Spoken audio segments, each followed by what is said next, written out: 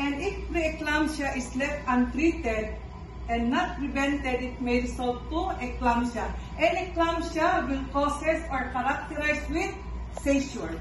So once the patient experience seizure, it may lead to kidney failure or organ dysfunction.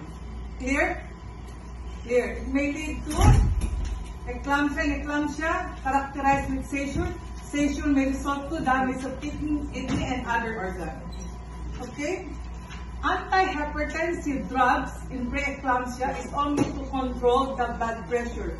But the best treatment is to deliver the fetus, either normal vaginal delivery or cesarean section before or reaching to full term. But they will not do less than full term. Before or closer to the full term of gestational weeks. And the safest delivery is cesarean section. Okay, that is the safest delivery. Okay. 19 and below, and women ages 35 and above. And also this primary gravida, HDU, OBS1, and DR. Sometimes we are receiving patients primary gravida with high blood pressures, right? More common in primary gravida, this preeclampsia. So, anything, clarification, suggestions, How long will comments? this? How many minutes? 30 minutes?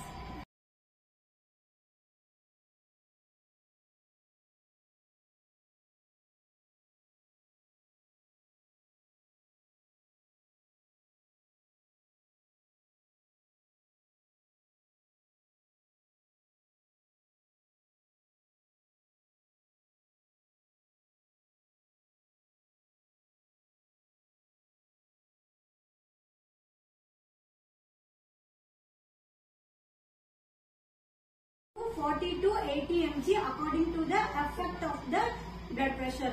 Maximum we can give 300 mg over 24 hours.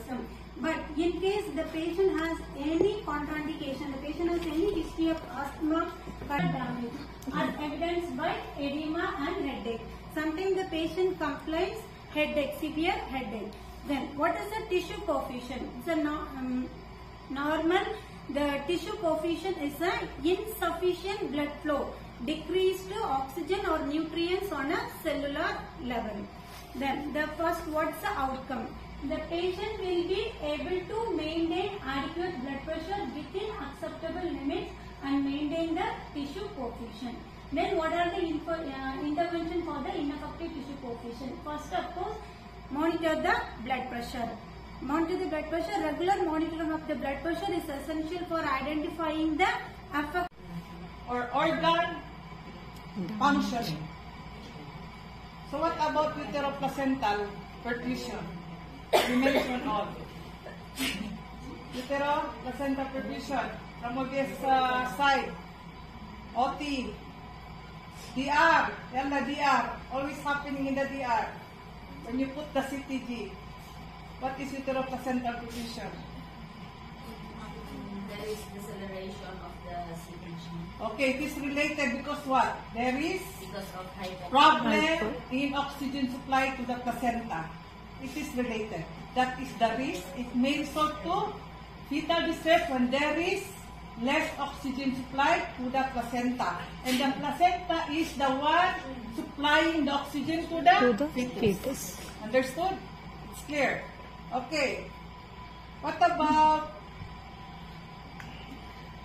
you mentioned this one? What? Cardiac artery dystonia. It's not there. Huh? Okay, what else? Anything more? Or you can add more? I hope to learn about the differences about preeclampsia, Yeah. eclampsia, and health syndrome. Yes. As you said, from preeclampsia, if not prevented, it may It may result to eclampsia. If eclampsia is not prevented, seizure may result to health syndrome. Okay? Clear? Any question? No. So now, what next? By the way, Thank for you the for risk factors, risk factors.